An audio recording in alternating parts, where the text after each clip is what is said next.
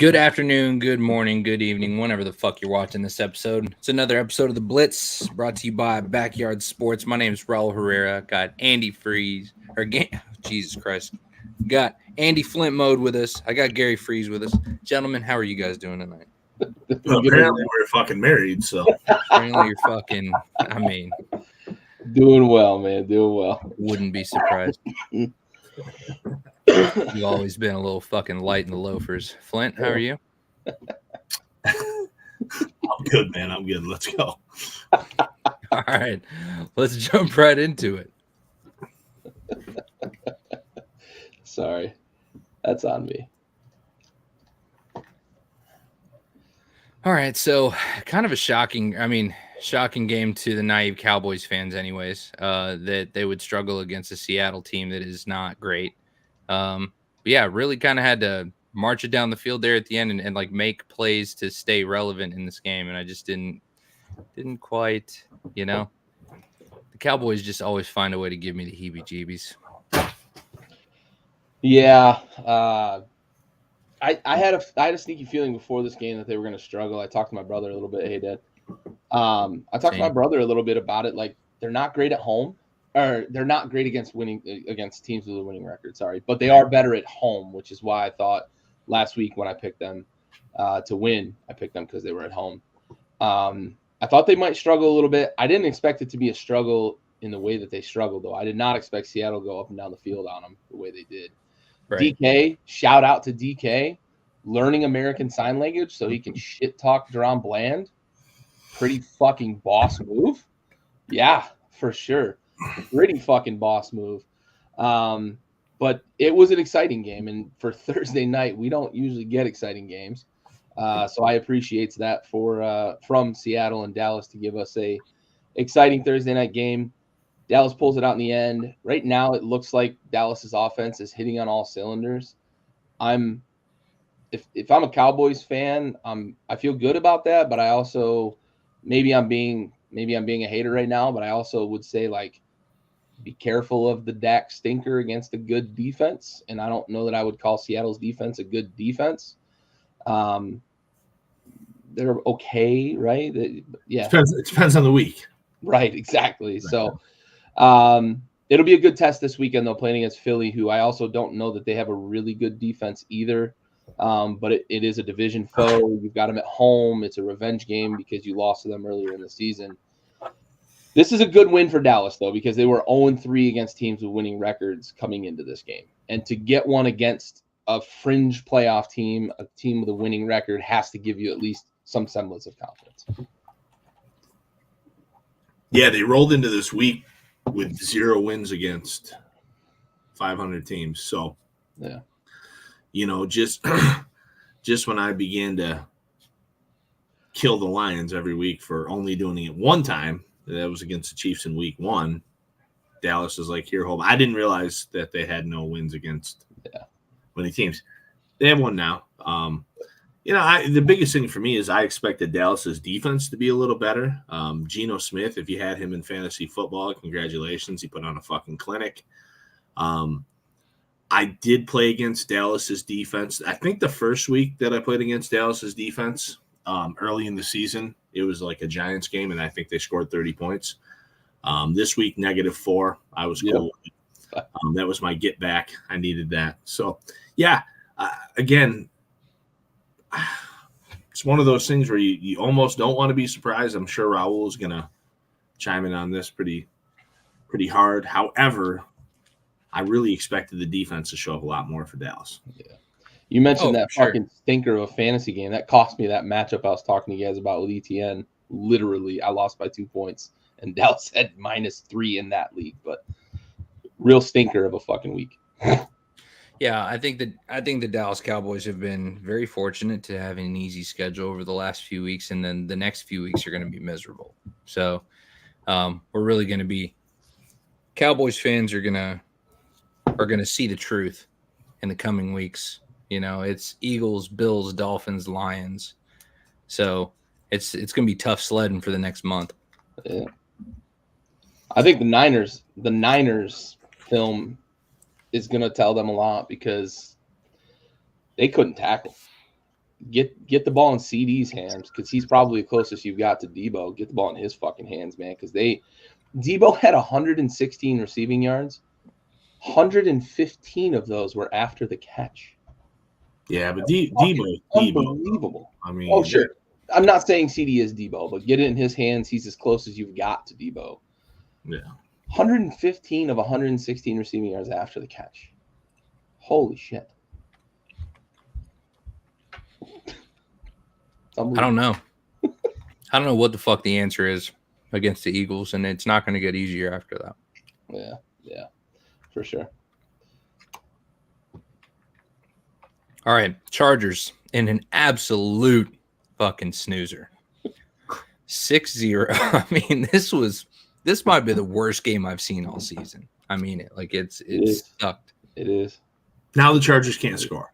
Now right. So now they go another thing that cost me in fantasy as well. Justin Herbert is a fucking duck. Oh, dude, I have Eckler. I prevailed without the dude, but Jesus Christ, he's been a fucking misery this year. I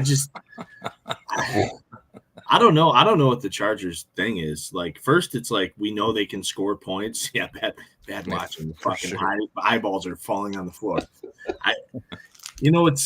It's one of those things where it's like we know they can fuck up a game, they can fuck up a lead, they can't play defense a lot of times, but for them to just be this fucking bad on offense now, I don't know, man. They don't miss Mike Williams as goddamn much, right? Like they've been without him every fucking year. Right. I mean, Quentin Johnson fucking sucks. I just like, and you look at the guys drafted at the same position after him, it's terrible. Eckler's not having a great time. I'm done with this team. Eckler's looking old. Yeah, something. It's crazy. Oldest 26-year-old of all time. Right. Actually, I don't even know how old he is. He might only be 26. I guess 26. I got to find out. Yeah, you mentioned it, Mo. Like the one thing we thought we could count on with 28 still. Yeah. The one thing we thought we could count on with the Chargers was the offense. But I don't know what the answer is for them because I've watched two, I think, of their televised games over the last, I think in the last 5 weeks they've had. Senior, to interrupt Gary, the answer for them is no. That's more correct than anything I'm about to say. But yeah. I've watched a couple of their games, and Herbert's not under like an inordinate amount of pressure. Eckler seems to have running room, but he can't get away from linebackers. Raul, you mentioned like the oldest 26, 28-year-old. He got ran down from behind by a middle linebacker, which is something like never you would think with Austin Eckler. Like he's undersized, but he's shifty and he's fast. He's got good top-end speed as well. I don't know what the answer is for them because Keenan Allen is still eating. He gets his numbers, but it's volume, right? Because he's the only guy apparently that can fucking get open on that side of the ball. Eckler isn't eating in the passing game like he has in the past. Maybe the ankle is still bugging him. Maybe that's it. Maybe health is the answer, but they don't miss Mike Williams this bad. I can tell you that because they have, like I said, they've been missing him every year of his career. The guy has big numbers until he breaks his leg or breaks his back or shatters his ankle or there's an ACL. That's just his calling card, right?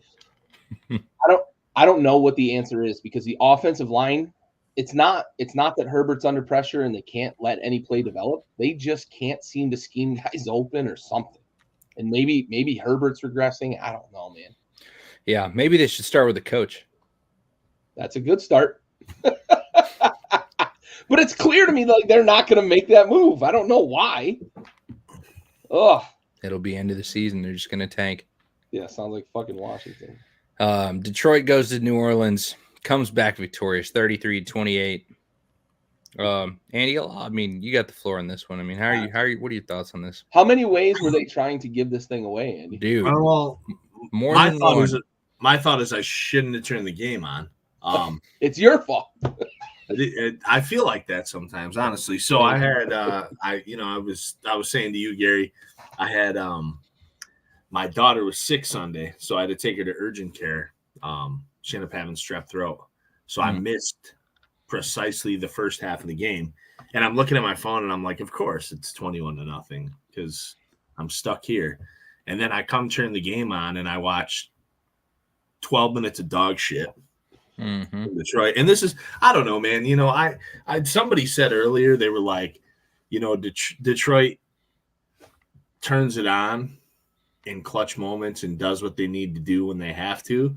It's like, but bro, they're putting themselves in the position. This is like the fucking center fielder who has an easy pop fly and then he walks until he has to dive to make yes, exactly. Yeah. Yep. Like they're doing this to themselves. I mean, to come out 21-0, and just like when I turned it on in the second half, there was 2 horrendous offensive drives, 2 really bad defensive drives, just perfect fucking disaster. You know, and Derek Carr gets popped by Bruce Irving. Fucking welcome back to football, Bruce Irving. Yeah. He had what could have been 2 sacks, but the second sack was a roughing. This, you know, it's still, again, it's for people who aren't Lions fans, it's pretty fun. Like what they do every week is kind of fun. Entertaining. Jesus fucking Christ. Listen, I mean, you know, they've got Denver, they've got Dallas, they've got 2 times against the Vikings, and they have the Bears to end this thing. Again, they should probably win like 12 games, but I'm not confident rolling into the playoffs with this team. And you know, I'm not confident they can take care of business in the last 5. So we'll see. Yeah. Fire Aaron Glenn. This I don't blame you. This message brought to you by high blood pressure. The roof, bud. Yeah, for sure. It is funny to me though, watching the Saints, to talk about the other team that was involved in this game. It is funny to me that Derek Carr gets injured and Jameis Winston starts throwing to their best receiver and they score a bunch of points. Like, you think that might be the way to be successful on offense? Carr did most of it. Jameson Williams didn't, not Jameson. Jameis Winston didn't do much. I mean, listen, he had a fucking, like, one of his first throws of the game was right to Jerry Jacobs. Like a pick six. And it was tipped by Branch. Yeah. And then caught Olave and he got it down to the 1. I mean, it was. No, that's fair. It was Olave got involved and they started what you scoring expect. points. Carr started getting to him in that second half. Yeah. And I thought the chemistry. Get the guy fucking involved in the offense. Like, how about understand these teams do this shit? New Orleans fans just booing Carr every time he comes out on the field, and then fucking clamoring over Taysom Hill. Yeah, is kind of fucking disgusting. Like, it's so weird. For sure. And fucking teams not knowing that Taysom Hill's in there to run the ball. Like, come the fuck out. Yeah. Speaking of fire Aaron Glenn, Tom Brady said it. A lot of mediocrity in football right now. Brandon Staley, Ron Rivera, Aaron Glenn. I don't even think that's what he meant.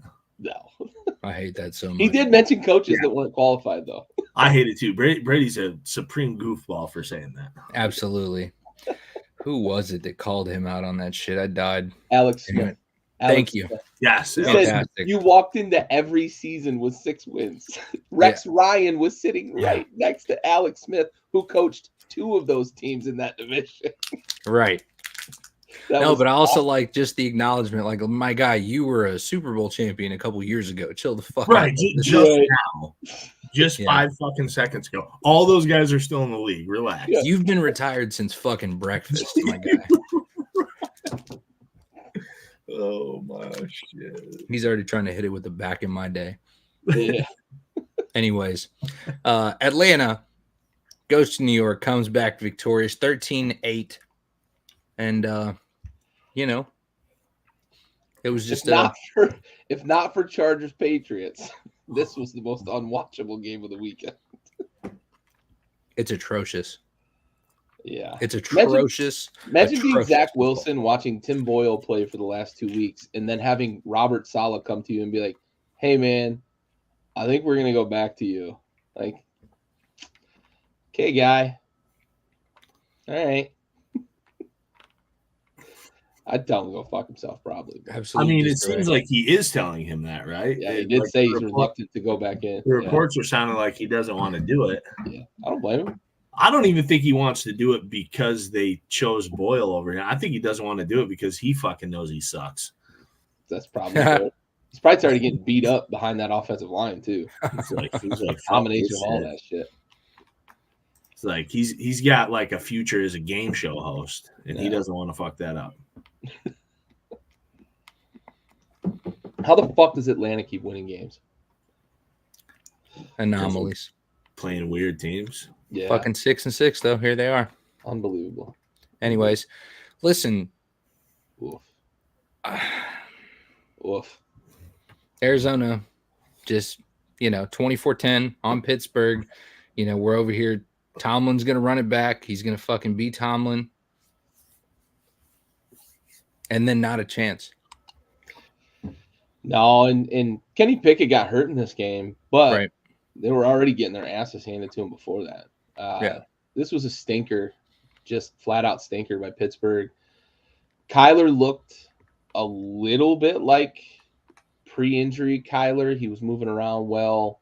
Some of the highlights I saw was him extending plays and finding some guys, but I don't know what happened to Pittsburgh this weekend, man. That's a really bad Arizona team, and Pittsburgh never really got home with the pass rush, and they never got the offense going.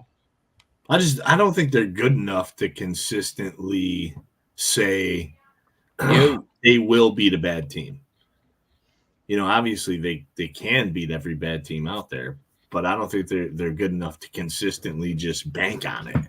Yeah. And that division's strange, right? Weird now, isn't it? Obviously, even with Cincy in play, it was weird. Like, because the Browns looked to be kind of good. Now I don't know what they are either. Pittsburgh looked to be kind of good. Now we don't know what they are. The Ravens seem, despite the Bengals, like they may have been the problem. So weird division. Cincy looked dead in the water and knocked off Jacksonville this weekend. Weird division, man. Jacksonville's iffy too, man. I don't. Yeah. Especially with Sunshine maybe being on the shelf. Yeah, at least for a few weeks. High sprain, right? Yeah. Ankle sprain. Yeah, that's what they called it. He's lucky it was only a fucking ankle sprain. That looked bad. Yeah. That looked nasty. I know I said last night, like, that's a sprain at least. But like, fully being sarcastic, because I thought his leg was broken. Well, not only did he get stepped on, but he rolled it up under his own fucking body. So yeah, it was. He got kicked like in the middle of his shin and then rolled up on it. Like, I just thought about the logistics of like my foot basically touching my ass cheek laying down on the ground. Jesus. My kneecap would just snap clean the fuck off. I'll be honest, like, remember last year when he got rolled up on and like missed 5 plays and came back and he might be made of rubber. Yeah. We fucking tested him for like structural integrity. Listen. He's getting some of that go pack, baby. Whatever gets it done. Fucking. By any means necessary, boys. By any means fucking necessary. Indianapolis, Victory Island. We flipped a coin. I was right. Barely. Yeah. Soup, sandwiches, a pair of them. I flipped the coin and it came up Tennessee's defense sucks. Hey. Sometimes I pick these games like this and I don't know why. Because there's not really much of a reason. My big thing to me was like Jonathan Taylor had been cooking and then he wasn't going to play. Yeah. Jonathan who?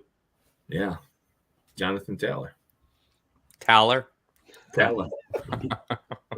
You don't like it?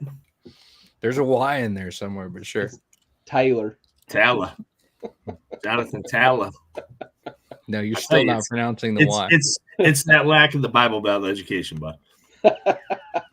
It's just lack of education in general. Oh shit. Yeah, Gardner Minshew, it's always fun to watch him and what his antics and shtick, but he is fun. He's fucking hilarious. If they make riled the fuck up on the sideline. Right.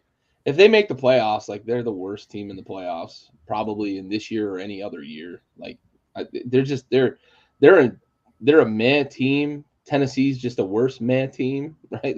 There's tiers to meh, and Indy's just above Tennessee in the meh tier. Ugly game. Tennessee's defense is fucking demonstrably worse than they've been in years past, and Indy's just like Atlanta. Like, Indy's a team that I couldn't explain to you how they have as many wins as they have. if somebody asked me to like package up an argument for why Indianapolis has as many wins as they have, I'd have a real hard time making that argument. But they continue to win games and they are in the playoff hunt. So kudos to them.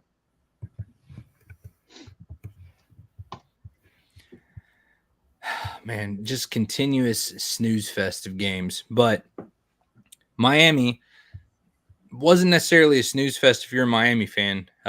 Washington fans, I really hope you just didn't watch it. But or it a was fantasy owner of Tyreek Hill, who apparently Ron Rivera doesn't know is still playing in the NFL. Oh my God. What in the fuck were we like? Single coverage on him, no safety help all fucking day. And Ron, you can't blame your defensive coordinator anymore, bub. You can't blame anybody but yourself because you were in charge of the defense this week. And I made a comment to a buddy who asked me, like, I don't know, a month ago. He was putting together like a daily fantasy team. And he asked, like, besides everything, what is Washington bad on defense, right? What are they bad at covering on defense? And I told him, like, tight ends usually and running quarterbacks often have big days. And this was like the week that they played Atlanta and Kyle Pitts went fucking nuts. But we usually can't stop running quarterbacks either. And then I made the comment of like, oh yeah, number one wide receivers, they're basically allergic to them because they always eat. AJ Brown has career days, CeeDee Lamb has career days.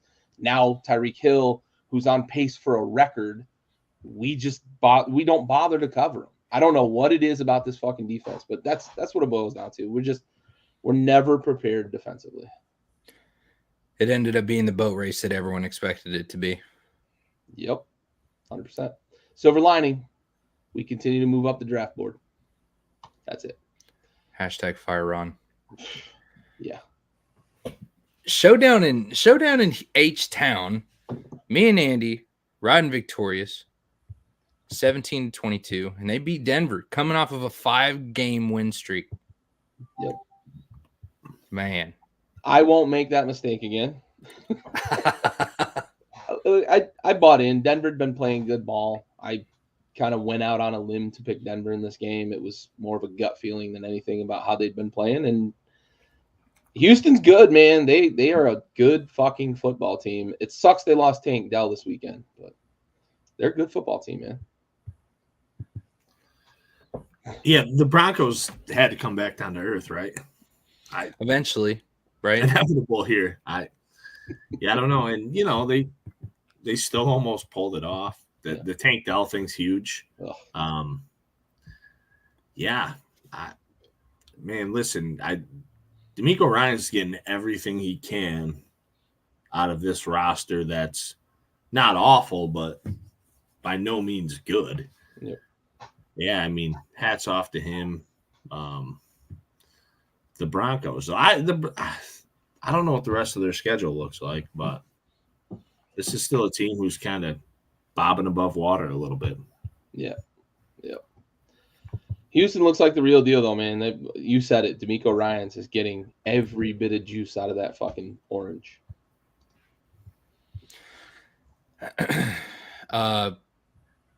Let's see. Broncos are in the hunt, I guess, kind of. They're 6-6. They're only one game back from any of the wild card potentials. They got Chargers, Lions, Pats, Chargers next 4 weeks. So they could totally bounce back from that. Aside from the Lions, I think they're going to be in for a treat in Detroit.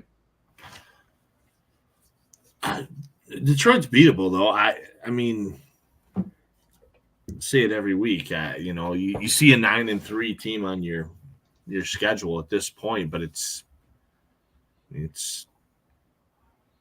tough to say that you might be able to just go fucking beat that. I don't know, man. It's such a weird scenario. Yeah. Yeah. In the meantime, this Broncos team has lost to the Jets, and they've also beaten the Chiefs. So, yeah. What the fuck? And the Bills. And the Bills. And the Vikings and the Browns. I mean, they've gotten some and racked lost up some Commanders.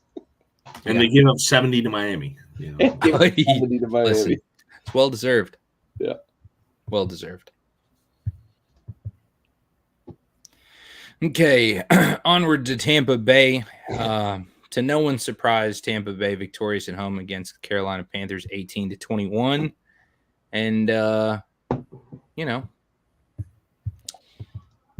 Baker gets to keep his job for another week, I think. Good for him. It felt like one Carolina might win. Yeah. Yeah. It felt like that kind of. It was too damn close. Most of the day, yeah. Yep, for sure. I mean, this is sort of an indictment on the fact that Tampa Bay is just they're very gettable by any team, but they also they may compete with teams. Mike Evans is still doing Mike Evans things. The defense will reach out and touch you a little bit sometimes if they can get the pass rush going, but they're not going to run away from anybody. Even Carolina, who fired their head coach 7 games into his tenure, basically. Frank Reich, it wasn't going to work, I guess. David Tepper apparently had fucking delusions of kind of what the division was last year and thought Carolina was going to win it this year. Impatient, tough ownership. I don't know how they're going to be able to turn around in Carolina, but Tampa Bay is, I think they're holding on to like the last remnants of what they had with Brady, and it's kind of the slow burn for them instead of kind of peeling the Band-Aid off like a lot of teams do. I thought they would go into full rebuild, and they didn't this year. And this is the result, right? They're okay. They're good sometimes. They're bad other times. Yeah. I don't know how many more times I want to watch Mike Evans get caught by somebody. That's fair as well. He's, 35, 34, something like that. Been around a long time. It's fucking 87 in NFL years, dude. It's time to fucking put him out to pasture. I mean, I don't know if he was ever the fastest dude anyways, but no, for sure. But I saw a couple plays where it's just open fucking space. You got 20 yards on the guy and he catches up. He needs a fucking real estate agent like quick. And he let shit weeks ago. Next season, hopefully, because I think he still has enough juice to definitely roll in and help a team compete. If the Chargers ever move on from Mike Williams, that might be a good spot. Yeah, we said team that can compete. I don't know, and I don't even really know what the fit for Mike Evans really would be realistically. Like the Chiefs, maybe Mahomes would love to have him, but big body, big catch radius. A wide receiver who can catch the fucking football is a great start. For sure, dude. Yeah. Got a whole roster of bricks over there.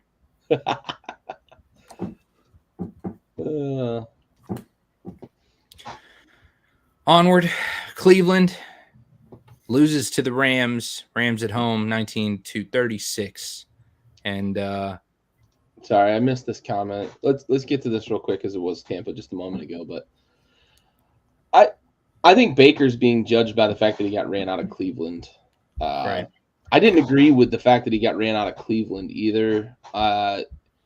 When you're the Cleveland Browns and you have a quarterback that won a playoff game for you, you don't get to be fucking picky and choosy and move on from that guy because he gets sacked 143 times the next season because your head coach refuses to fucking move off of his game plan, which we're seeing play out with Deshaun Watson being dead and DTR being dead and them calling in Joe Flacco to fill in that spot. There's a problem in Cleveland. And I think the reverberations of that are everybody thinks Baker Mayfield is bad when the reality is that Baker Mayfield is average to like just above average.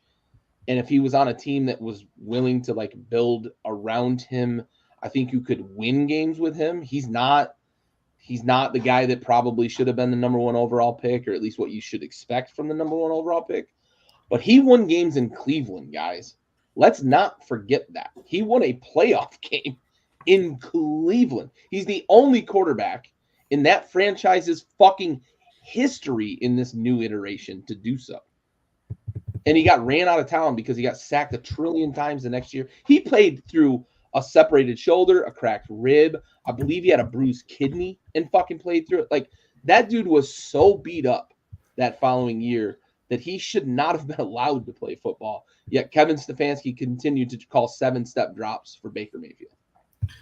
I think, to be fair, though, some of where he's judged, is also by his peers, right? So you have Josh Allen, you have Lamar Jackson, those two guys. And, obviously Baker's not the only one. He's the only one that's still around and worth a shit. Rosen and Darnold, I mean, Josh Rosen's fucking bagging groceries at Piggly Wiggly. And still saying that 9 NFL teams made a mistake. Yeah, man, it's shit is wild. So, but I mean, when you end up with a Josh Allen and a Lamar Jackson, who are not only two successful quarterbacks, but two of the best, it's going to be a tough road for you, So that's fair as well. Shout out to Baker. I do think in the Browns' defense a little bit, you have a shot at a guy like Deshaun Watson, who looks like he's a top 5 or 7 QB in the NFL. Despite the off-field trouble, and now I don't even know if the guy cares about football. So, and then the offensive line woes too. I mean, yeah. I mean, he had to go with the 7-step drop because the defense was 5 yards behind line of scrimmage. About 2 seconds after the fucking ball was snapped, so he had no choice but to go with the 7-step drop, running for his fucking life. Yeah, for sure. Anyways, jumping back into it, Rams, Cleveland, 36-19, and Rams look good, passing the ball around. Nakua's getting some love. Everybody's spreading the ball out. Got in the end zone for the first time in a month. Yeah, when it counts, how do you know that, Gary? Last couple weeks of the regular season in fantasy. Yeah, get him going again. That'd be nice. Let's go. Yeah, they looked really good, though. That's a tough Cleveland defense. We've seen them stumble and stub their toe against a couple of teams. It's the NFL. That sort of thing can happen. The Colts hung, 39 on them or something like that. The week they played them, 36 from the Rams. The thing that impressed me the most, Kyron Williams comes off of IR and has a big week last week and follows it up with another good week this week against a tough Cleveland defense. But they spread the ball around a lot. Nakua still got plenty of love, got his 100 yards. He's going to set a bunch of rookie records and shit out of nowhere. But they got Cooper Kupp involved again. He's had a really bad last month. But they look good, man. That's a good defense to look that good against.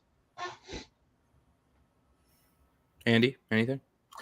I mean, I think part of Cleveland's problem is just not putting it in the end zone, right? I mean, when you're settling for a bunch of fucking field goals, you're gonna leave the door open for a team who can get hot. And I think more so than a lot of other teams in the league, the Rams have the ability to either really be awful or be great offensively, and Cleveland got the great version.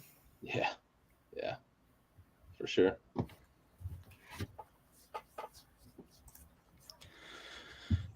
And San Francisco on the road to Philly. And listen, guys, I mean, I think we all expected San Fran to win, right? As depicted here, 42-19. But did we expect it to be the beatdown that it ended up being? No. God, no. Right. I mean, I think being in Philly, this is one of those games where it's like we almost could look real dumb here, right? Going 3-0 against Philly at home. Yeah. But, San Fran. I thought for sure that meant Philly was going to win. San Fran's different with Debo. We've been saying it, and yes, this is a different animal. He opens up things for, I mean, McCaffrey was probably the only one on that offense who was just normal without him. Ayuk and Kittle both looked better with Debo on the field.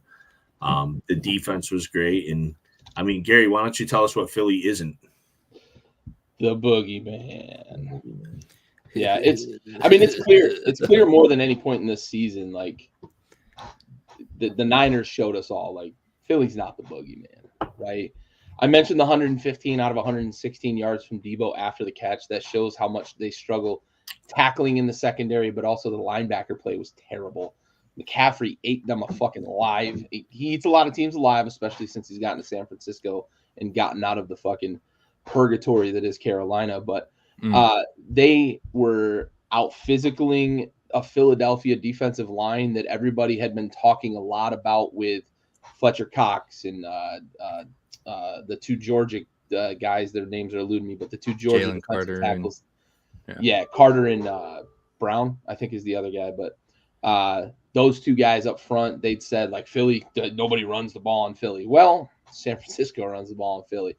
I'm not sure there's been a better pairing of, like, scheme guy in Kyle Shanahan and execution guy in Christian McCaffrey than those two. Maybe in the history of the NFL. I'm being hyperbolic there because I'm sure you can talk about, like, Bill Walsh and Jerry Rice or whatever, but, like, that shit works, and it works so beautifully.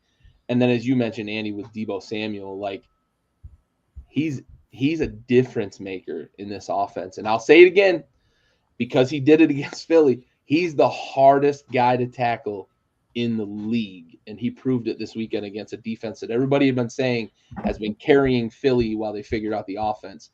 Wasn't carrying them this weekend. And maybe San Fran's a boogeyman, right? I mean, it might be the boogeyman. They look. Who wants to play Philly right now, or San Francisco right now? No, I don't. I don't think anybody does. Yeah. You sort of thought it was going to be a kind of knockdown, drag out game, but man, Niners got it going. I do want to talk about one thing, and we talked about this in the chat, so I'm going to bring it up, and I've got an overlay for it because the internet remains undefeated. Big Dom watching his Eagles lose by 3 touchdowns from the tunnel. So we talked about this, and I kind of want to lay the foundation for, like, this discussion because this has been a problem for a long time, and I've bitched about it every time I see a highlight, every time I see it happen in a game, and it happens frequently, way more frequently than it should. And the NFL has a problem on their hands if they continue to refuse to address this. Guys leaving the sideline, not players, staffers, coaches, leaving the sideline when there's a scrum on the field, trying to put their hands on players on the opposing team. Okay? One, you shouldn't be on the field to begin with, even to get your own players off the field, let alone go put your hands on the opposing team. The refs were in the middle of this scrum trying to break it up, and he's not even a coach. This guy's the head of security. His job is the other direction from where he was. His job is to keep the players safe from shit off the field, from getting on the field. Yet, he decided to take it upon himself to go on the field, put his hands on Dre Greenlaw. Dre Greenlaw puts his fist and finger or whatever in Dom's face, and everybody loses their minds. He threw a punch. I'm going to be honest with you. I wish he had thrown a punch. I wish he'd have broken his jaw. I wish Dom was eating from a fucking straw today because the NFL might take notice of the problem that they have on the sideline. Fucking Christ, you should Gary. not fucking be on the field at all, ever putting your hands on any player. Dom should be banned from that stadium, banned from any NFL stadium for fucking life. Yeah. He's the head of security. He knows better. Fucking executed in front of the Rocky statue. Fine. Do it. Oh, I listen. I don't necessarily agree with all the fucking like. Did you kill like little animals when you were a kid? That shit just got weird. I do agree though. Like I feel like the chief of security, I think is his title or whatever. Yeah. Like it should be like underwear or something. Like we should know you have it. I don't want to fucking see it though. No. I shouldn't know this guy's name. Right. Yeah. The fact that I know this guy's name says everything I need to know. What the fuck are we doing here? Yeah. Like, why are you a part of the game? Why are you? We should never fucking see you. Your presence should be felt. No, that fucking Paulie Blart exists. Paulie B. Right. What his name is. Paul Blart, protect and serve on a Segway, motherfucker. Yeah, dude. Paulie B. Listen, I don't want to see the guy. Yeah. I don't know if he should be killed like along with his fucking family and all that shit. They go that far. Yeah, they're going to get what basically what I just said. That's what they're headed for. It's aggressive. That is what they're headed for. Yeah. They are headed for a confrontation where some sort of physical altercation happens, and then it's a huge black eye for the NFL because they have refused to address this. They literally threw Dre Greenlaw out of the game, and it took a call from New York to say, hey, hold on. we probably should get this guy out of here because he's the one that initiated it. Right. Dre Greenlaw shouldn't even have been ejected from the game. I mean, listen, the player always looks like they're in the wrong, right? Always. I mean, we saw this with the Bills game just Mhm. the week before. Mm-hmm. Like the player always looks wrong, whether or not, because they're oftentimes a big ass fucking dude, right? Right. So Dre Greenlaw is a big ass fucking dude. I mean, listen, I had a security's big ass dude. Big Dom's a large fella too. That's a sturdy gal, dude. Yeah, it's a big girl. Yeah, that's a big girl. Yeah, she's a big one. The NFL has to address this though. They've got to get it under control. It's going to come to a physical altercation, and it's going to be bad, and it's going to be an awful black eye for the league because I'm down for that. They need to figure this out, or someone's going to be eaten from a fucking straw. Well, and in this case too, he's become like it's almost like a celebrity status because the fucking fans love this guy. Right, a guy they shouldn't even know. Silly. They called it during the game too. This guy's going to be an instant celebrity. Weird. Because for life for Dom. Like go to some other stadiums and tell me who their fucking chief of security is. Like you point the guy out even if you can, because you can't. Yeah, you can't. This fucking guy, I don't know. Because you're not supposed to be able to. Right. It's strange. He's supposed to be paying attention to whether people are taking their clothes off so they can run on the field. It's a silent service. Yeah, it should be. Quiet professionals. All right. Another upset as Kansas City goes down 19-27 in Lambeau against Green Bay. What the fuck happened to Kansas City?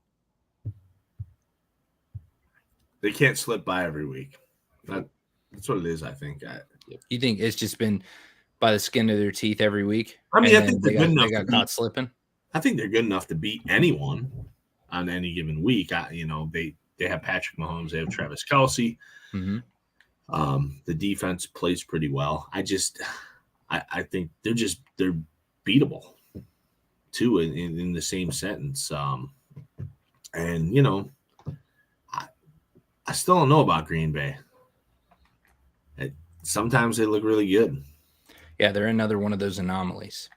A little bit. Can't really figure out which team you're going to get. And I mean, Kansas City sitting at number 3, obviously they're sitting number 3 in the AFC.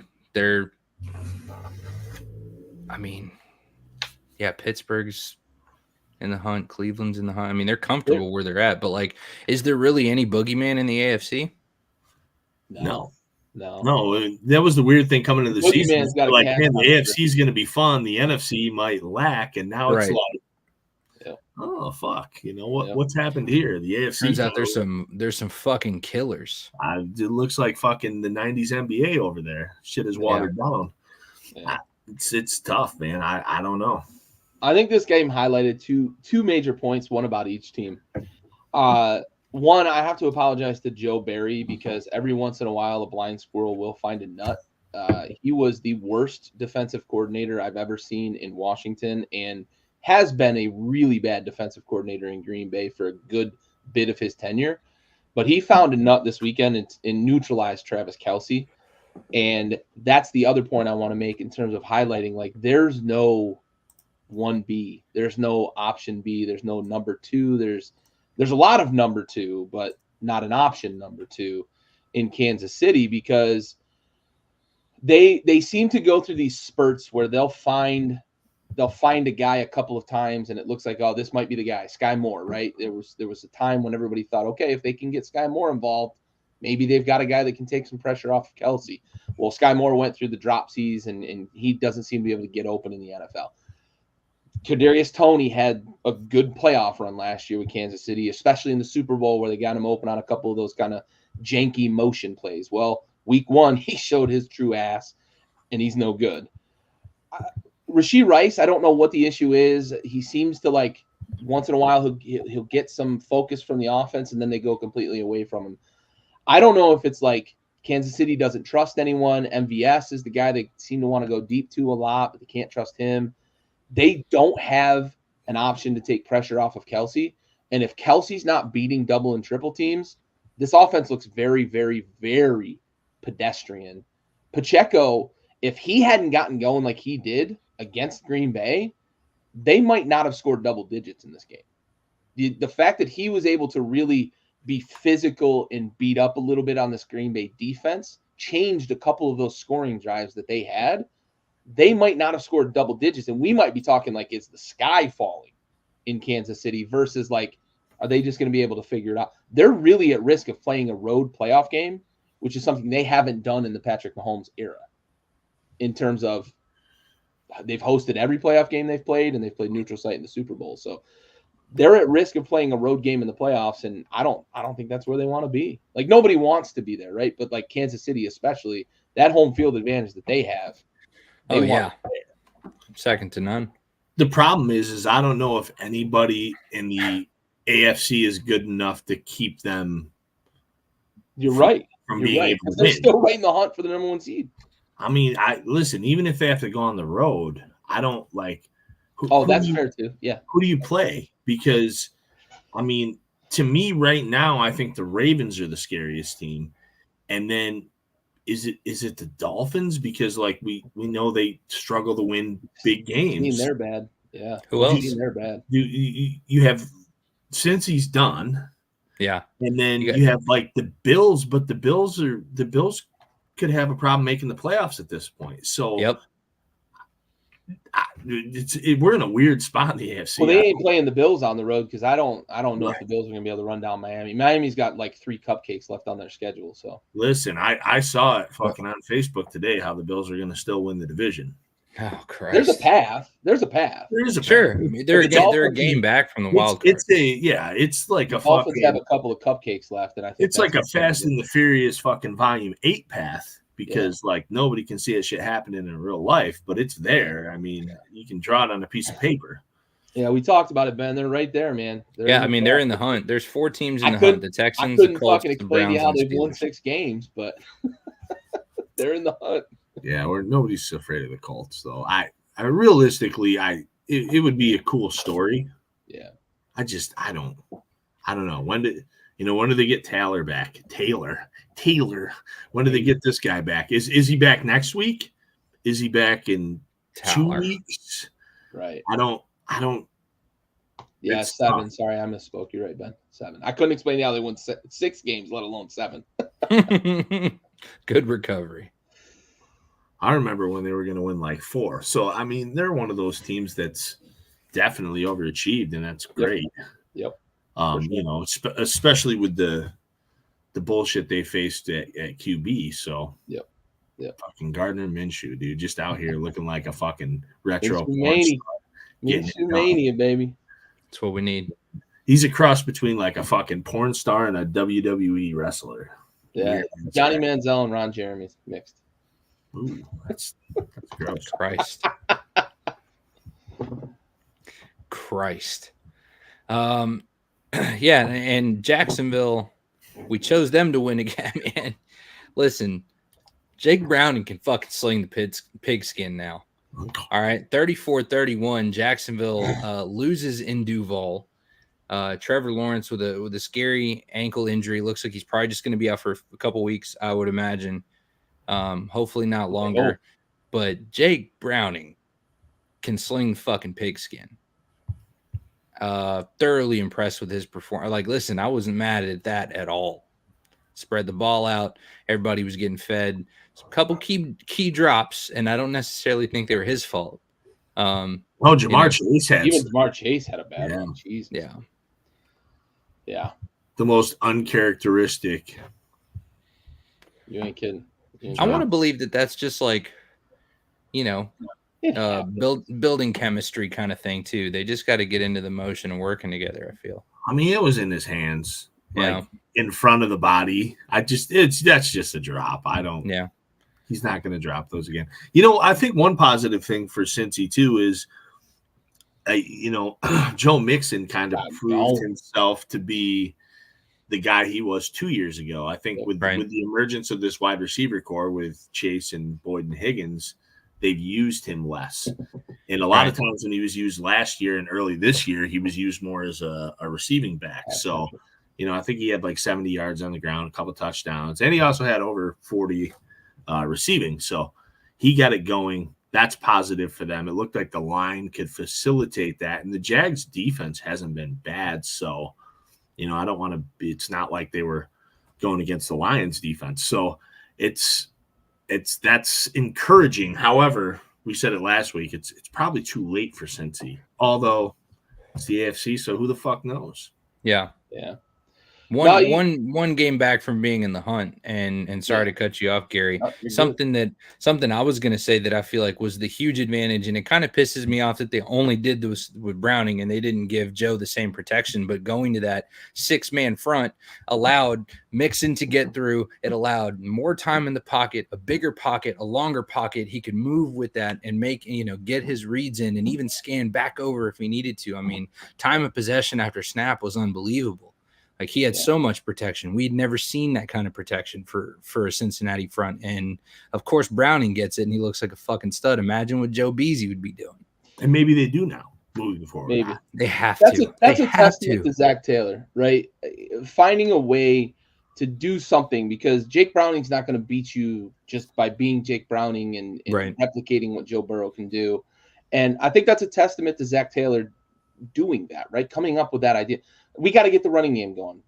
Let's get one more big body in there, right? Let's get a 6th offensive lineman in and see if we can't road grade a little bit. Yeah. Let's get a 6th offensive lineman in there on 3rd and 6 and get a little more protection for Jake Browning to get him comfortable. Double down on the tight end on the strong side. And, but I also think, like, you don't do that with Joe Burrow because he's Joe Burrow, right? And maybe they do that in the future, as you and Andy talked about, possibly in the future. But, like, he's Joe Burrow.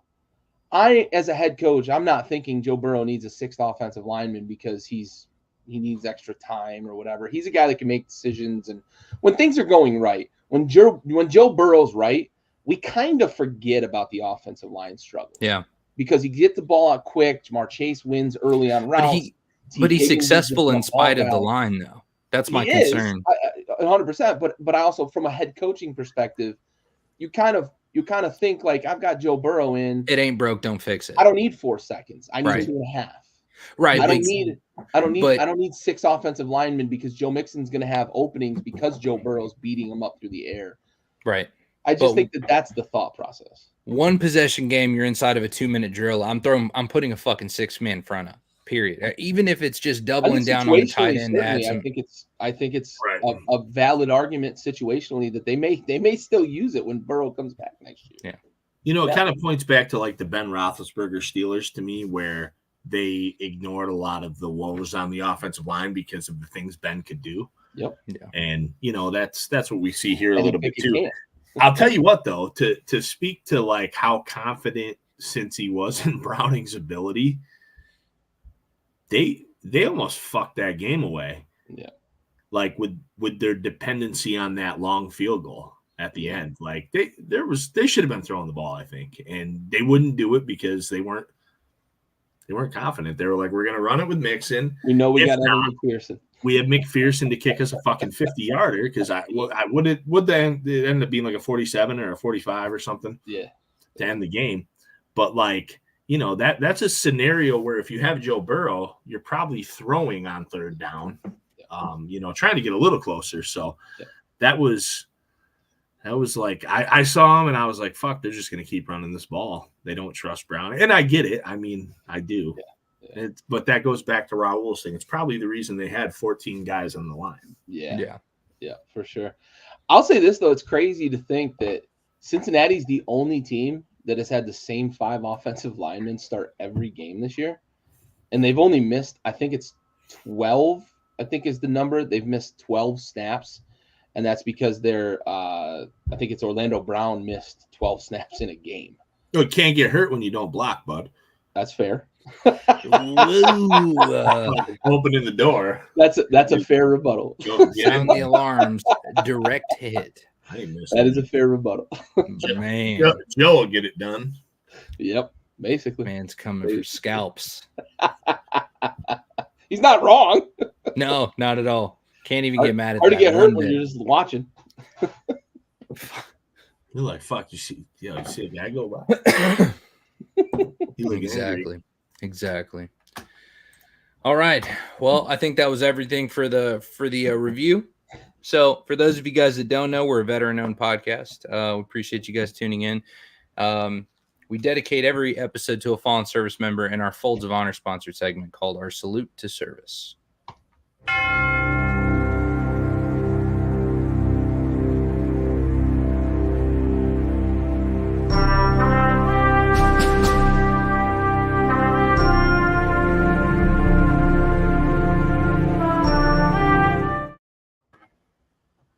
This episode is going to be dedicated to Army Private Ray D. Cuervo, who passed away December 28, 2003, serving during Operation Iraqi Freedom.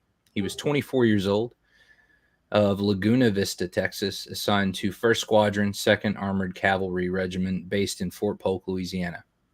And he was killed in action while mounted on patrol when an IED hit his vehicle in Baghdad. Army Private Ray D. Cuervo, we have the watch.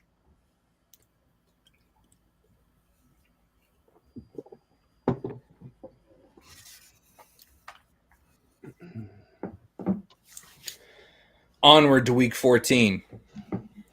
Hopefully this one isn't a snoozer, but we're all on the train. Pittsburgh, there's no doubt, right? New England Patriots are leading the league in most losses. Leading the AFC in most losses. So we look for them to continue that trend this week against Pittsburgh. 2 fun stats. This is probably going to be a snoozer. The Patriots are the first team in NFL history to win 3 straight games, scoring 10 points or less. And the over-under that Vegas has set, if you consider the fact that Pickett's hurt and the Patriots don't know who their quarterback is, it makes sense. But they've set the lowest line in NFL history at 30.5 for the over-under. Probably going to still hit the under. If I had to wager money, I'm wagering on the under. So I'm fairly confident Thursday night football, Amazon is not going to get a good game. They got a good one last week, so we can't give them 2 in a row, right? We're going to get a little Mitch Trubisky action here. That's going to be great. Yeah, I'm thinking 17-9. No touchdowns on the 9. Yeah, it's generous giving one team 2 touchdowns, though. Mitch is a bit of a blast from the past already, isn't he? Yeah. It's a little crazy. I'm going to go real oddball here. This is going to be like a 6-4 game. 6-4. Just a pair of safeties. Jesus. I'm going to be safely watching basketball. Yeah, that's probably the better bet Thursday night. Yeah, it's going to be a snooze fest on Thursday. Yeah. For sure.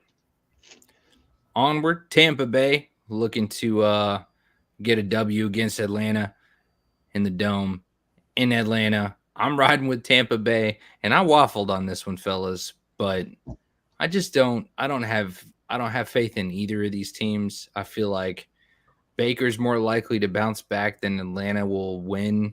I don't know. I got nothing. Atlanta's quietly been winning games, so right. Them being the home team did it for me. That's my justification. I flipped a coin. Heads was dog shit. Tails was cat shit, and it came up cat shit. Fair enough. Cat shit, dog shit. Worth remembering. Rams on the road in Baltimore. I'm on the Rams Island.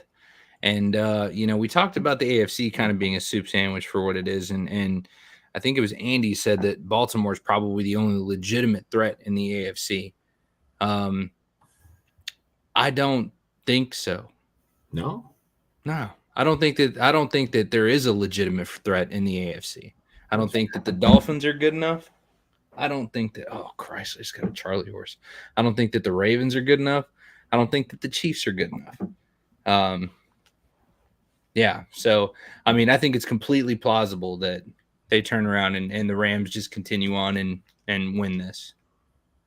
Yeah, I was kind of surprised you went with the Rams here. I mean, I just being the home team, obviously, for Baltimore is a big, gift. But, yeah, I don't know. What are they, 7?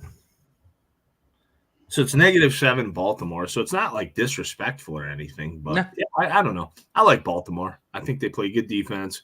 They're well coached, probably one of the best head coaches in the league.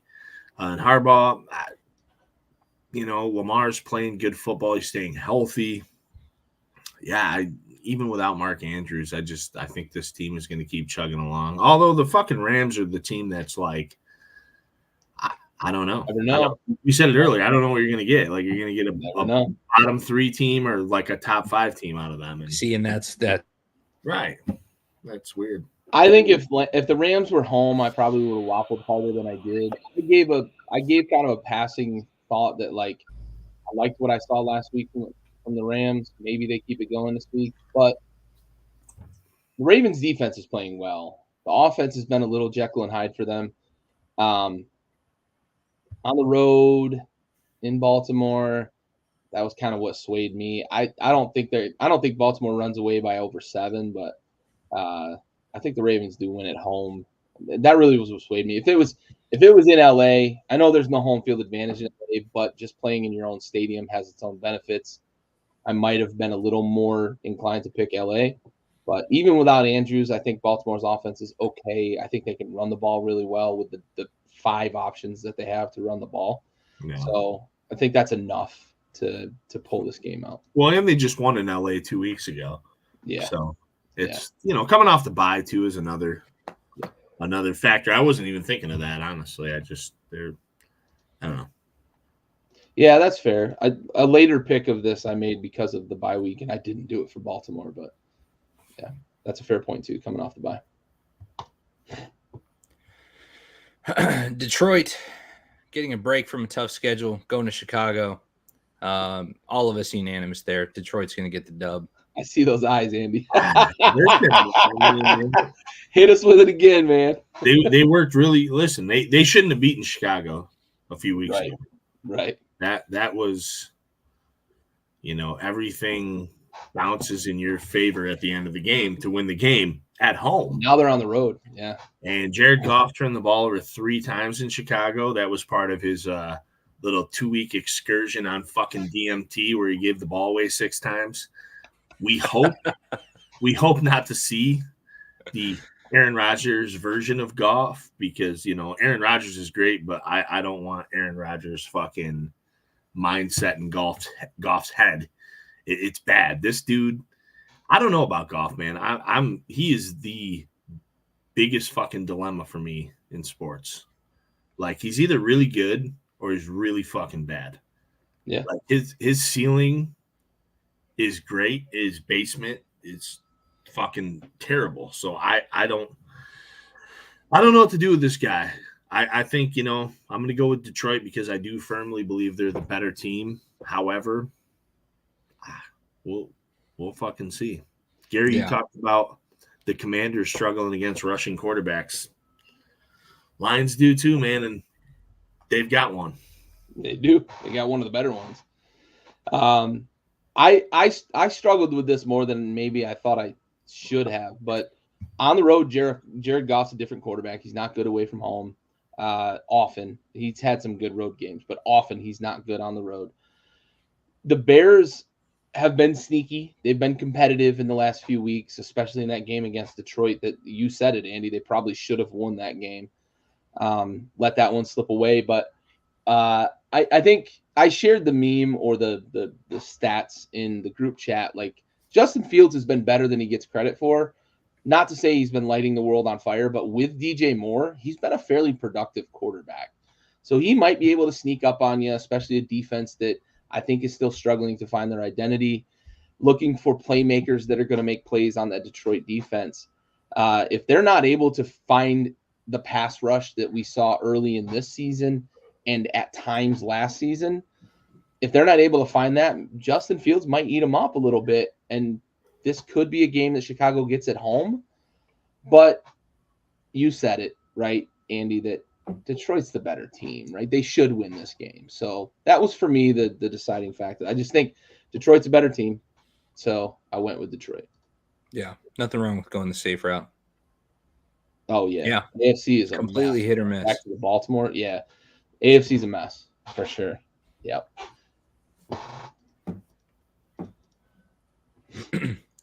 All right, Cincinnati at home against the Colts. And listen, we were just talking about Gardner Minshew, Uncle Rico. We're voting against Rico in favor of Jake Browning stepping in for the Tiger King. And I mean, I was just really impressed with the show that we saw last week. We saw the improvements on the offensive front. They gave him the time in the pocket. They gave Mixon the extra protection. Yeah, I mean, I think they've got a good game plan going together. I'm trusting Zach Taylor. I'm going to assume that they're going to take this win at home. I want this one back more than any other one. Really? I had the Colts initially. I just can't help but think that like that performance on Monday night from Cincy is just kind of like fool's gold. That's the anomaly. Yeah, like, I still don't think Browning is very good. I don't know, man. I have this. It really would have ended up because I switched and then I went back and changed it, and I think the home field advantage gave Cincy the edge for me. I think if this game was in Indy, I would take them. I agree. This came down to me, or for me, it came down to two names. It came down to Zach Taylor, who we've talked about him and the adjustments on the offense and the extra offensive linemen and playing, that willingness to grind and get Mixon going. Mixon has, I believe statistically even, had his best game of the season, but he looked to the eyeball test the best he's looked all year. And even, Andy, you mentioned it last year, he didn't look great at times. He looked really good Monday night against a Jacksonville defense that's been better than I think a lot of people anticipated them being this year. But the other name I'm going to give you is Lou Anarumo, who has been doing yeoman's work with a defense that's lost dudes. They lost Jesse Bates. They lost both their starting safeties in the offseason because of money, right? They knew they were going to have to pay Burrow. They invested in the offensive line. They know the wide receivers are coming due. Which ones are they going to keep and pay? They've got to prepare for all that. So they let their two starting safeties go, who are all pro caliber safeties. Jesse Bates is having a fucking monster year down in Atlanta. He's a huge difference maker for that defense. And Lou Anarumo continues to put a good product on the field. Even when Joe Burrow is playing, it gets lost in the shuffle because of who Joe Burrow is and what he does with that offense, that this defense plays really well, especially against good teams. They gave Pat Mahomes fits in back-to-back playoff years, one to get to the Super Bowl and one where they barely lost in the AFC Championship game. Lou Anarumo has been doing great work with this defense, and I think those two guys, Zach Taylor scheming up the offense and Lou Anarumo scheming up the defense, are. You said his name a lot of times. I was just kidding. I did, yeah. But I think he's going to be a head coach. Showing off. I say all that. Yeah, I guess. I say all that to say I also think he's going to be a head coach next year. He's been in the consideration quite a bit the last 2-3 years. I think he's going to be a head coach next year. But those two guys have done a great job with keeping Cincinnati afloat despite losing Joe Burrow. Yeah, no, it's a fair point. I mean, Cincinnati's, kind of weathering the storm still. We talked about that earlier with the recap. Yep. All right. Cleveland at home against Jacksonville. Andy riding on the Jacksonville Island. Yeah, I don't know. Well, I think despite what happened on Monday night, Jacksonville is still a very competitive team. I do think that sometimes they tend to be competitive to a fault where, they might be competitive with a bad team. Obviously, no sunshine this week. We wouldn't imagine. But, yeah, the fucking Browns, dude, I don't know what to make of them. Yeah. Sometimes they look really good on defense. Most of the time. There's been in the last 3 or 4 weeks, it's been a little weird, and I think Jacksonville can play good enough. I think ETN can run the ball well enough that they can manage something. Yeah. Yeah, I did struggle with this one. I don't trust Cleveland, but I could be swayed to pick Jacksonville if you wanted to tell me that C.J. Beathard was going to be San Francisco C.J. Beathard, but I just don't see it. Dougie P as well.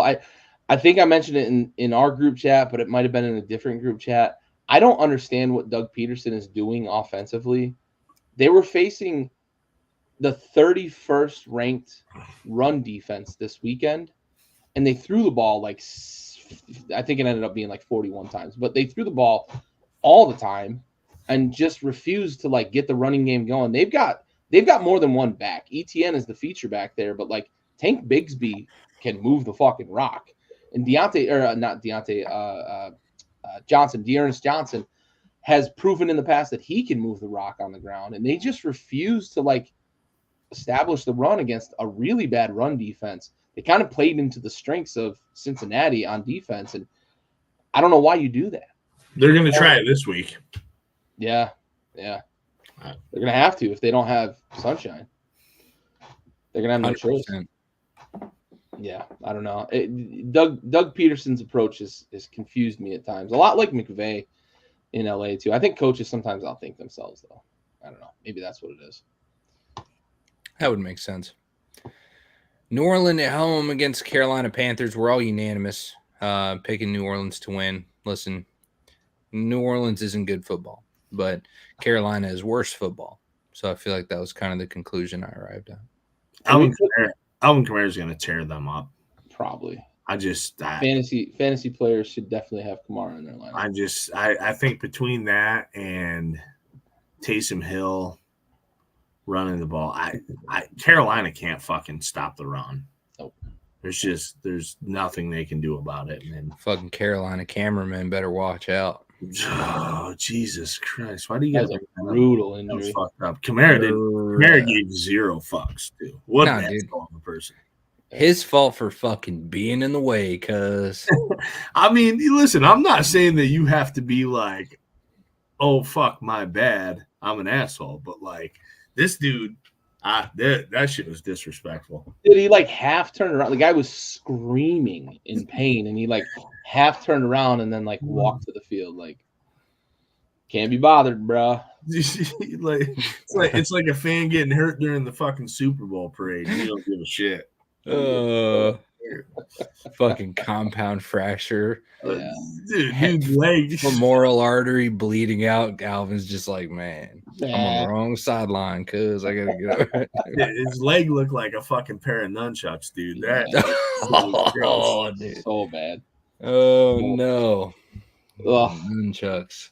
Yeah. Between this and the Steelers-Patriots game, I'm not sure which one I would vote to eliminate for this week. Yeah, for sure. Just take it off the schedule. Yeah, we need to have like a fan buy vote where it's just like one game we just outright refuse to see. Like, you know what? You guys are given a bye week because we don't want to watch you fucking play. Yeah, it goes down as a tie. Just get out of my face. Right. Maybe here, though, we get that competitive, like, in-division thing. Yeah, maybe. You know, maybe. Yeah. Luck out. I love your optimism. I live in New York. It won't be on my television. It keeps, there you go. Excellent point. Houston heading to New York. We're all riding with Houston. Listen, D'Amico Ryan's got some good things going on in Houston. CJ Stroud's a fucking real deal. That offense is coming together. The defense looks decent. That team's coming together. Yeah. And Gary knows what to expect from the Jets, and it's that they're going to lose. You can trust them. You know what you're going to get every week. It's going to be ugly. It's going to be a lot of defense, and they might have a chance late to win the game, and most of the time they're not going to. Until fucking Aaron Rodgers comes riding out on a fucking unicorn with, like, no shirt on, being fucking weird.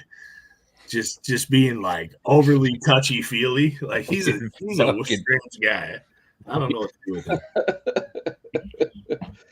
Absolutely. Yeah. Well, you heard it here first. Aaron Rodgers is going to have a cult soon. He's come floating out. Yeah, exactly. Dressed like fucking Steven Tyler in the fucking early 80s. Yeah. Fucking even presently. Have you seen him lately? Look at Steve Tyler lately. No. Oh, my God. He looks like somebody's aunt. Like, it's weird. He really does. Oh, dude. Yeah. Stevie Nicks in a ball sack had a baby. Minnesota on the road in Vegas. Listen, Vegas is not good football. We kind of wondered whether or not Dobbs has been figured out. So are you is Dobbs a factor here? Or are you just solely betting on that Vegas has no clue what the fuck they're doing here right now? For me, this was more JJ's back. I don't care who plays quarterback for Minnesota. Yeah. Jordan Addison has been a great kind of stopgap, but Justin Jefferson's back this week. He's off IR. He's going to play. So for me, like, I could go play quarterback for them, and I think we're going to beat Vegas because Jefferson's that much of a difference maker when he's on the field. That's what it boiled down to for me. Well, it might be Nick Mullins. I don't even fucking know. I don't know, and I don't care because Jefferson's back. Right. So yeah, Jefferson back's huge. Fucking Charlie Villanueva's gonna love that shit if he's playing. We don't know. I mean, I think Raul hits it here, right? Like, have they figured out Dobbs? Yeah. Maybe. Was there much? And let him throw picks. How much was there to figure out? Yeah. Is he an angel? Figured it out twice. We've all seen powder, right? Pittsburgh figured it out twice. Cleveland figured it out. Arizona figured it out. Now Minnesota figured it out. He was in Detroit too. He was in Detroit. That's right. I don't know that picture we showed last time. I think his parents are still trying to figure it out. Yes. Jesus. They're fucking so mad. Wishing he would just stay at NASA. Yo. This fucking guy could save like 10 orphans from a burning fucking building. His parents would be like, I disapprove. Yeah. Should have been 12. Yeah. You didn't save the cats? Yeah. Fucking Cruella DeVille, dude. Oh, shit. Anyways, listen, the boogeyman in the NFC is going to have some fucking, a light entree at home. As the Sea Chickens take off, it's a unanimous decision. San Fran's going to take the dub. Is there any chance that Seattle takes this? No, it's barbecue chicken. They can't. Yeah, dude. Seattle can't defend. Yeah. They can't. San Fran might be in the 40s. You ain't stopping Debo, dude. No, they're fucking. We saw Dallas cook this defense, and San Fran's got more weapons. It hasn't even just been Dallas. Like they've been like I thought Seattle was going to be able to stand up with their defense a little bit this year, and it doesn't exist. No pass rush, and you can have all the corners you want in the world. They've got some good ones. They've got some good young ones. You can have all those corners in the world, but if you can't get to the quarterback and they've got all day back there, Dak showed us this past week, gonna carve you up. And listen, in defenses, like there's a couple of defenses out there. There's a few defenses out there that can really do damage to a quarterback. Dallas is one of them. Seattle's facing one of them this week. Listen, but Dallas was one of them, and now San Fran's one of them. I don't think you get away with it twice, right? Right. So, especially not back-to-backs. I do believe that San Fran's probably really going to have a good film session this week. They're not going to have guys one-on-one again. They're not going to have Deron Bland one-on-one against DK Metcalf this week. No. I think they learned from Dallas on that. They're gonna figure that the fuck out. Yeah, for sure. There's gonna be a safety over top old DK. Good call. Good fucking call. A side note on DK, I meant to mention this when we were talking about the Seattle-Dallas game. That motherfucker got over 22 miles an hour on that long touchdown that he had. With pads on, bro. Wait, it was 22? 22.06 or something. He's so goddamn big. It makes no sense. Pads on, and he's 6'4", 230.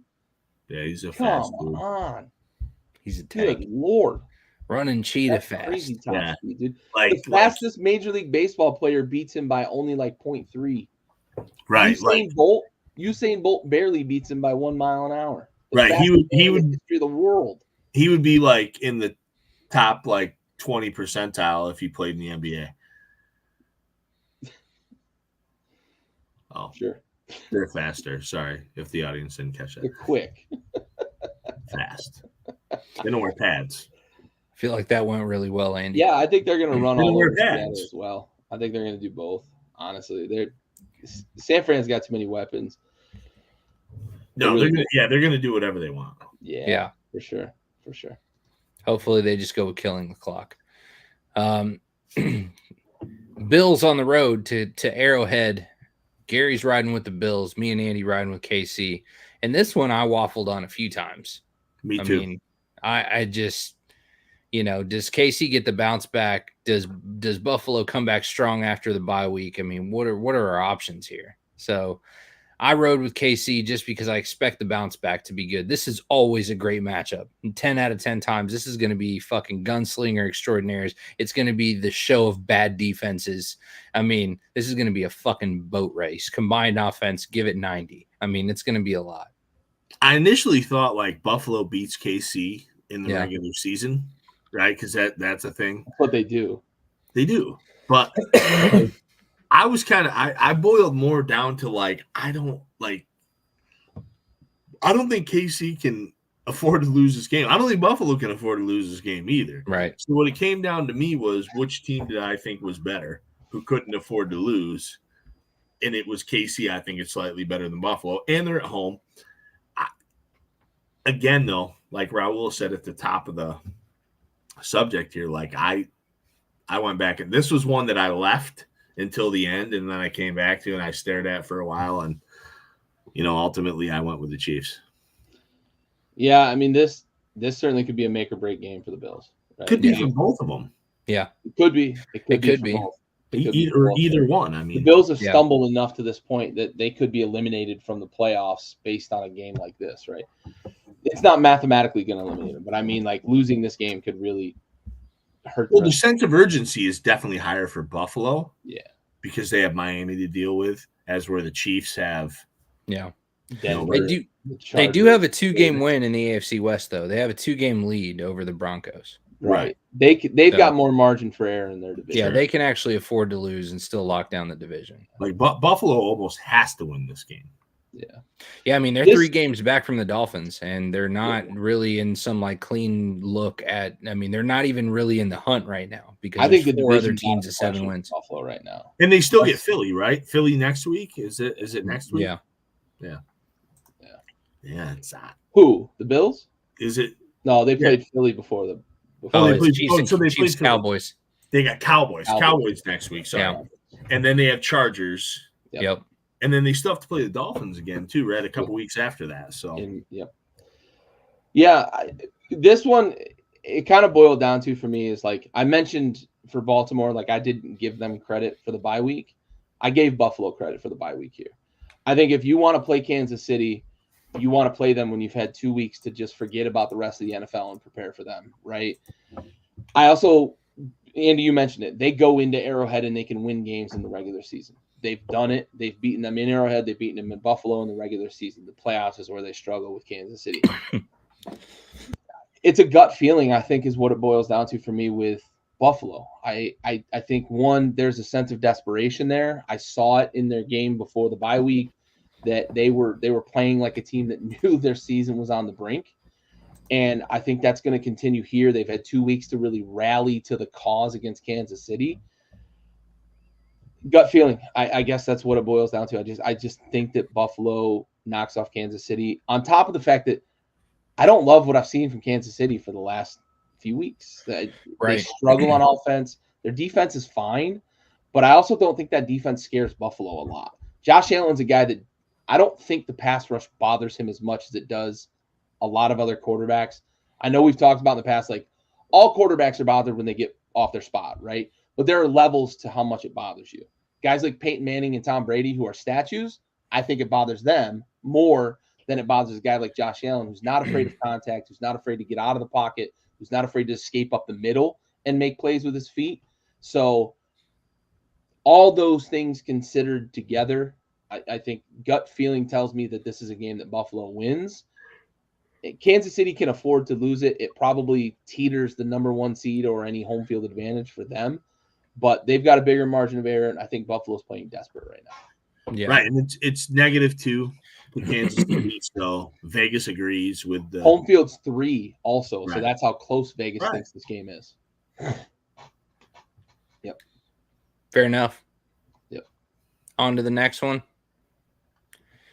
The Denver Broncos are going to play the Chargers. They're going to play them in Los Angeles, and surprisingly enough, I'm the only one riding with Denver. I was back and forth on this one too. Yeah. This was another one that I saved to the end to circle.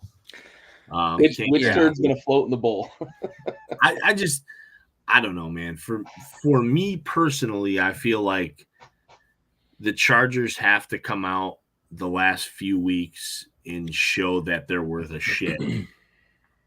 And, to do it at home, I think has to be a step in the right direction against the team who what do we call Denver at this point? Mediocre, right? They're probably okay. Like they can win, they can lose.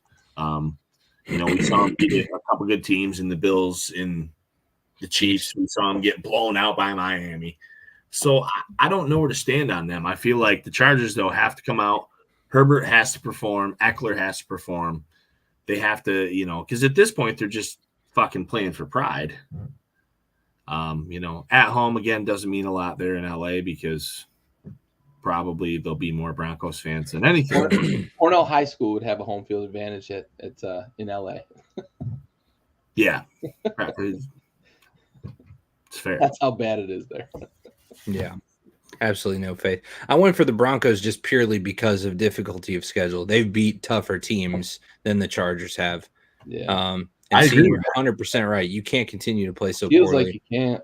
Feels like you got to fucking figure out. And that's a fair point, though, that Raul makes, too. Like, the Denver has beaten good teams.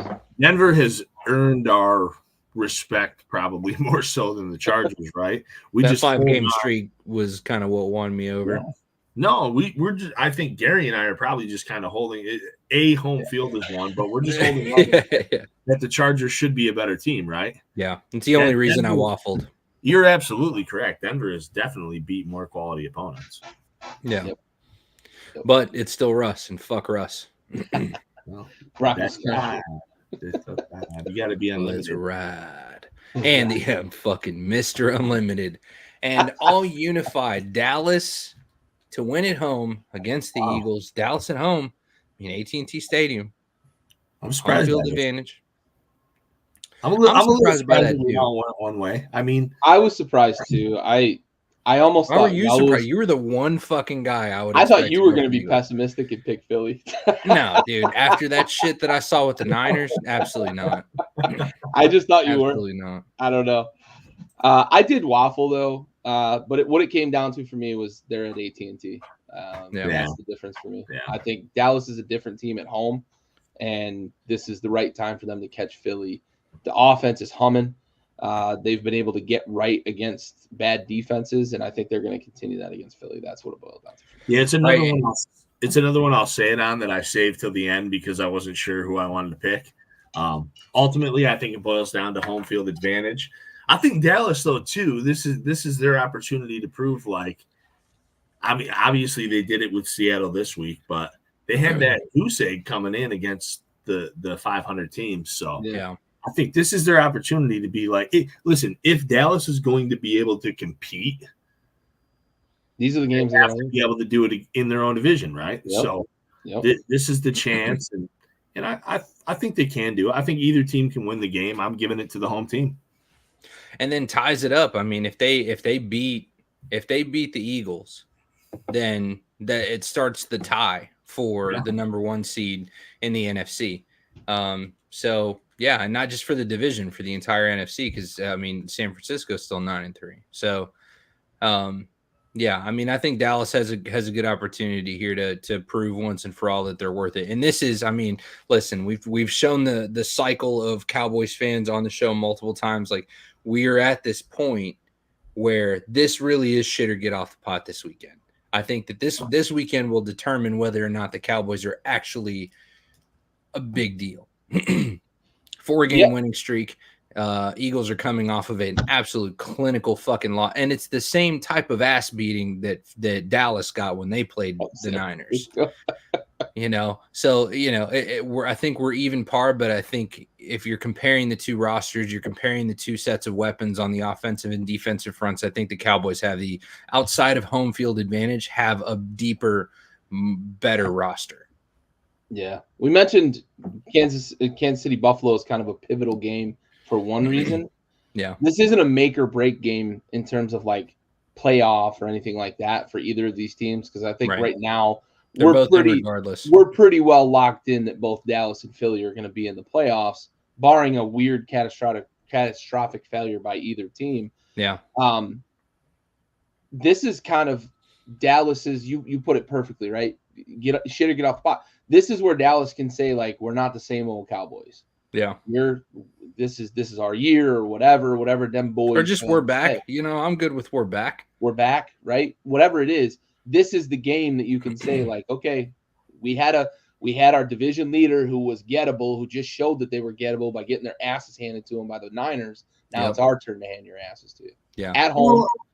It has the like winning, like Raul said. I talked about the division, but the conference too, right? This is conference implications because number one seed. I mean, you've got the 4 teams floating around up there right now. It's Dallas, it's Philly, it's Detroit, and it's San Fran. Yep. And you get a bunch of teams with like 9 wins, and who's going to break through?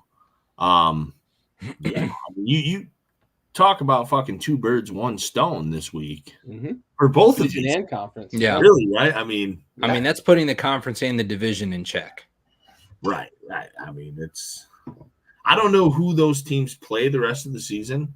If I'm being honest with you, but I think we're at a 4-way tie after this week for first place in the NFC. Game. This might be the biggest game of the year, honestly. Yeah, I mean, I'm thinking about it.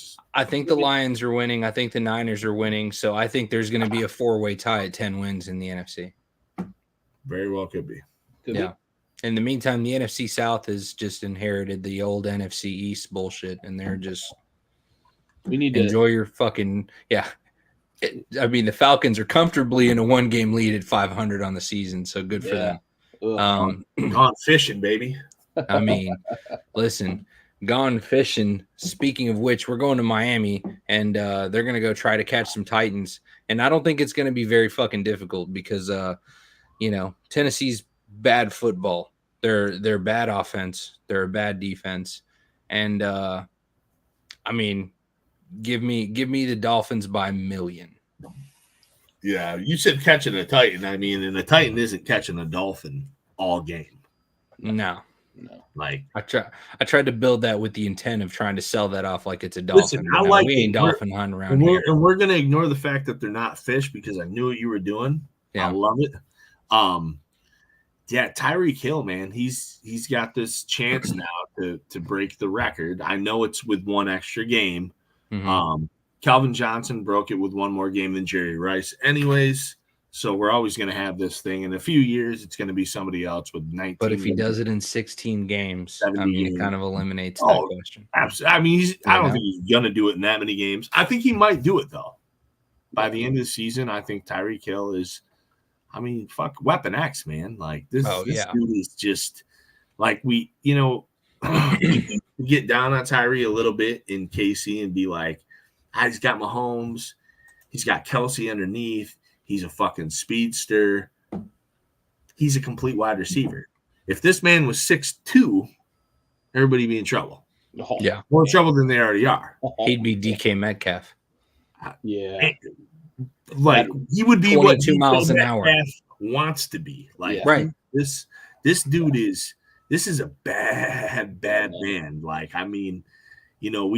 we've spent the last few years talking about Adams and Jefferson and Chase and Cooper Kupp. Chase is more recent, but Cooper Kupp. It's Tyreek Hill, man. Tyreek Hill is the best receiver in the NFL. Best team, man. Mike McDaniels gets him open a lot too. But listen, it's 2 teams now. It's 2 coaches. It's 2 offenses. Knew how to use 2 quarterbacks. Yep. This guy is the best wide receiver in the NFL. He's really approaching, top 10 or 15 wide receiver of all time quickly. So put some fucking respect on his name. That's where we are. Yeah. Facts. Yeah, just ask his pregnant college girlfriend how dangerous he is. Jesus fucking Christ, dude. You're talking Josh Giddey in here. What are we doing? Christ. The whole fucking moment. It's December. Green Bay on the road, MetLife. And to no one's surprise, Green Bay. I mean, you get a rare appearance here as Andy's picking Green Bay only because it's a no fucking brainer. It's a no-brainer. They'll probably fuck it up, right? Which means they're gonna lose. means Dayball is gonna be. No, listen, I do have to give red. I got to give Green Bay their due. I think Gary was saying it early in the season that Jordan Love maybe has something. I argued. I do still see some things from Jordan Love that I don't like. Yeah, I saw a lot of off the fucking back foot passes the other night. Yeah, but they worked. Who am I to say? If it works, it works. I used to watch Jay Cutler throw off his back foot constantly, and I know you don't necessarily, if you have Super Bowl aspirations, want to be compared to Jay Cutler. However, I did view Jay Cutler as a very talented passer.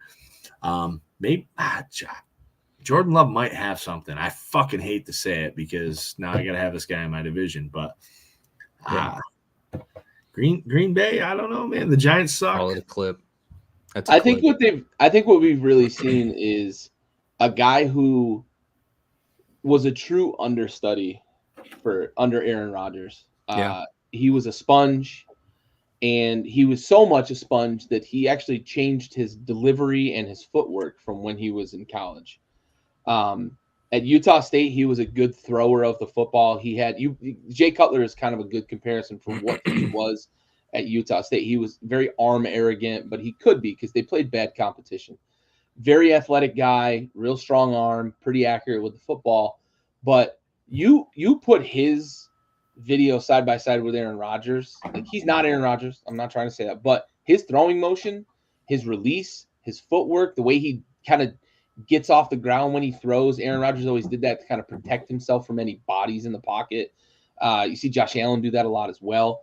It's clear that he was a sponge the last few years when Aaron Rodgers was still in Green Bay. Now, how much that's going to translate over the long term, I don't know, but I will agree with what Andy said. I think I was kind of first to the line to say that early in the year. Maybe it was a little early because he did struggle in the middle of the season, but like, did Green Bay do it again? Right? That was kind of the question I posed. Like, sorry, NFC North, but if they did it again, Green Bay isn't going to fall off like we thought they would, right? When you lose a quarterback like Aaron Rodgers, it's sort of like when you lose a Brett Favre. You're like, oh well, are you gonna fall off? If Jordan Love is when you lose a Tom Brady, yeah, and then you can't replicate it, right? That's what we expect to see when you lose a legendary quarterback like that, right? You don't always luck into the top pick like the Colts did. Sorry for the wordplay, but you don't always end up with that. You end up having to try to find a quarterback. And it looks like potentially that Green Bay may have found their guy. It took a little longer than I think a lot of people anticipated because it didn't look good in the preseason, his first 2 years in the league. But coming into this year, the preseason looked pretty good. And I think at times in the regular season, we've seen it look pretty good. And if they can continue to put weapons around him, they've invested a lot in offensive weapons that they didn't do with Rodgers, but they didn't have to. He made everybody better. They've put a lot of draft capital into wide receivers to try to figure out who's going to stick with this offense. And it looks like he's got potential as long as they continue to build and grow around him. I think he's got potential to be very successful in this league. So my problem with Love is going to be this, is that it took too much time. So now we have a guy who's not going to be on a rookie deal anymore. Mm-hmm. And I don't know if they can build around him. That's going to be my big, ick with this team. My turnoff is I don't know. They need a lot. Green Bay still needs a lot of pieces. I don't know. I don't think they have a true number one wide receiver. They have a running back in Jones who's constantly hurt. And I don't think Dylan's good enough. And Dylan at this point is already 2 years older than he should be. So there are some things there. Unless he is Aaron Rodgers, right? I don't know if this works long term. Just because of the money. I mean, you get San Fran. I mean, San Fran's success right now is because Brock Purdy's making everybody else fucking Wegman's salary, right? He's making fucking subs today, bud. Listen, if you can do that, you can pay this defensive line a fucking $1 billion and your running back and right. You can pay positions not everybody pays. Yeah, and you mentioned it took too long, and I love how you finished that, because I was gonna say, right, we've seen this with Green Bay. Aaron Rodgers sat for 3 full seasons. Yeah. But if Jordan Love is not Aaron Rodgers, that makes it much more difficult to build around, because he's going to inevitably get paid. It's going to be a quarterback deal. And we saw it with Daniel Jones. Quarterbacks just make a lot of money, right? Like, it don't matter how good or bad you are. If you're a starting quarterback in this league, you're going to make a lot of fucking money. And that hamstrings the rest of your roster. And you're absolutely right. They don't have a number one. There are like moments within a game that you're like, Christian Watson, maybe? No. Romeo Dobbs? No. Jaden Reed? No. So they just continue to keep throwing draft capital at it. Unless they find their Devontae Adams, their Jordy Nelson, their Donald Driver, yada, yada, yada, on down the line of the receivers that played with those quarterbacks we mentioned in Favre and Rodgers, it is going to be a lot of like, can Jordan Love be Aaron Rodgers? Right. So, yeah. No. And while Packers fans might be like, wait, just realize that your team's not going to throw money at free agency. They don't. Ever. They won't do it. Ever. So you're relying on the draft. Yep. And Green Bay's and this is kind of going to be our uncharted territory too, because Randy Moss had they might need that. They going from Favre to Rodgers is such a long fucking period of time. And again, while Jordan Love may have some things, he can't just have some things, right? He has to have it. If he doesn't have it, exactly, then this thing fails. Yep. So I'm going to go on a limb and say that he doesn't have it, and they should probably consider going into something. I fucking hope not. Spoken like a true Lions fan. I think we've covered all of our games. Who gives a shit about the bye week? Any closing thoughts, Gary? I want to say, like, I saw a funny meme today, and it's so goddamn true. The battle for comeback player of the year next year is going to be like the most heated fucking race in history. Like, maybe as far back as like Peyton versus Adrian Peterson, the year that they like Peterson came back from being on the commissioner's exemption list, and Peyton Manning came 12 back years ago, 10 years ago. Yeah, right. Yeah, for sure. It's gonna be. I mean, you just think of some of the names you're gonna have coming, like Joey B and Kirk Cousins, and even maybe Deshaun Watson if he figures out how to play football again. And on down the line, we've got big names that have hit the IR this year at the league's most important position, right? And that, I think, is going to be really interesting to see. It's been very depressing to see all the injuries this year, but I wanted to try to put like a positive spin on how depressing the injuries have been. If Lawrence misses time, right, it's like we just continue to see these big names dropping like flies in the injury pool. But it is going to be interesting next year who's going to win comeback player of the year. To put a positive spin on all the injuries. Way to be optimistic, Gary. Thanks for that. Right. Once in my life, I've got to be optimistic. I want you NFL fans to take a note. Not a chance. Jesus Christ. Ain't no coming back. No, it wasn't really an ass whooping either. Not a Never switch. the other body. She was a switching. I want you guys to temper your expectations as fans when it comes to officiating, because this is what you have. This is what you're going to live with. We saw the Sunday night game. We saw the Valdez-Scantling play. Easily one of the most blatant pass interference non-calls I think I've ever seen. He went for a ride. Didn't get called. We saw what I thought was a bad, unnecessary roughness call on Mahomes on the sideline. I know a lot of people are saying, well, he was getting out. Both feet were in. Yep. Yeah. The getting out rule. Fucking play ball, bud. He has to be in the process of crossing out of bounds for that to be a thing. So there were bad calls both ways. The officiating is bad. We see it week in. We see it, week in and week out. We see it on the largest stages. We see it at the biggest moments in games. We saw it in the Super Bowl. This is what you have. Temper those fucking expectations. And if you can't, drink two less natty ices, and you'll be fine. Just relax. The blood pressure, get it down, baby, because this Some is football. fucking woosaws, bud. We've been bitching about these refs. As long as this fucking show has been in motion, we have been bitching about these refs. This is not game after game. Doesn't care. This is season after season. They don't give a fuck. Bad. Bad is the right word. Real bad. Real bad. It's what we have. What we got. It's what we got. You're right. I'm still gonna bitch about it though. Fucking me too.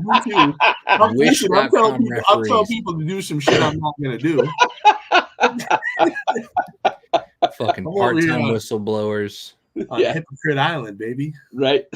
For sure. Pot, meat, kettle. Yeah. Well, from all of us here at Backyard Sports, thank you guys for tuning into another episode of Backyard Blitz. My name is Raul Herrera. I got Andy Flint Mode. I got Gary Freeze. Thank you guys for tuning in. We'll see you next week. Fucking out of here.